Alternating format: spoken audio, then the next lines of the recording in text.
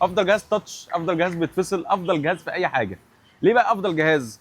اولا الباكج اللي انت مش هتشوفه كتير خالص، جهاز المعالج الالترا برامات 16 هارد 1 تيرا.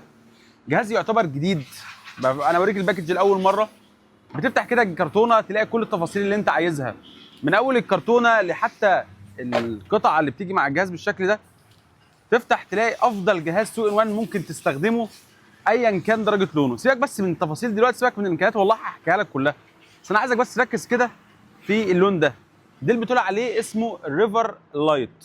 مش عارف ايه هو ايه، بس يعني ايه ادي اللي مسمياه كده. هو لون غريب جدا. تخيل اللون ده كده في جهاز انت معاك في اجتماعاتك.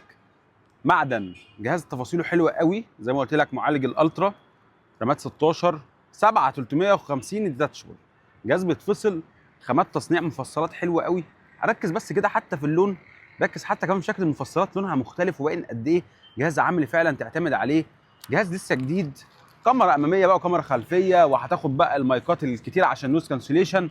بس الاهم من كل ده حتى زراير التاتش اللي هنا تحت الميوت عشان الزوم ميتنج، عشان تعمل شير سكرين، عشان تعمل ريكوردنج للفيديو، وحتى تعمل ميوت في اي وقت من باختصاراتك القويه جدا. زرار الكوبايلوت بتاع الاي اي عشان ده معالج الترا 7. الجهاز من اول ما بتشغله طبعا انا يهمني طبعا جدا اوريك جوده الشاشه قد ايه عامله ازاي، جميله جدا.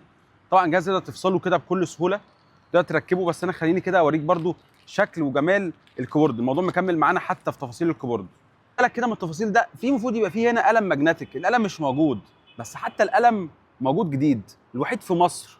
القلم بتاع 7 350 الاوريجينال الاصلي، وكمان ال 7 350 اللي كنا بنسال عليه قلم اوريجينال اصلي، مش هتلاقيه في اي حته غير في منتج. فمش بس الكيبورد، مش بس الشاشه، مش بس حتى كمان تفاصيل الجهاز اللي بالالوان الجميله قوي، واللي فعلا تفاصيل شاشه والماجنتيك بتاعه مميز جدا.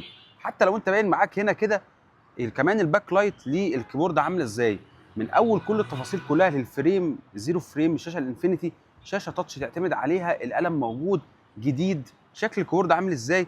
لسه زي ما هي، جهاز بيلمع، جهاز جديد. الجهاز ده مستنيك، ومش كميه كبيره يا جماعه عشان ناس كتير قوي هتزعل مننا.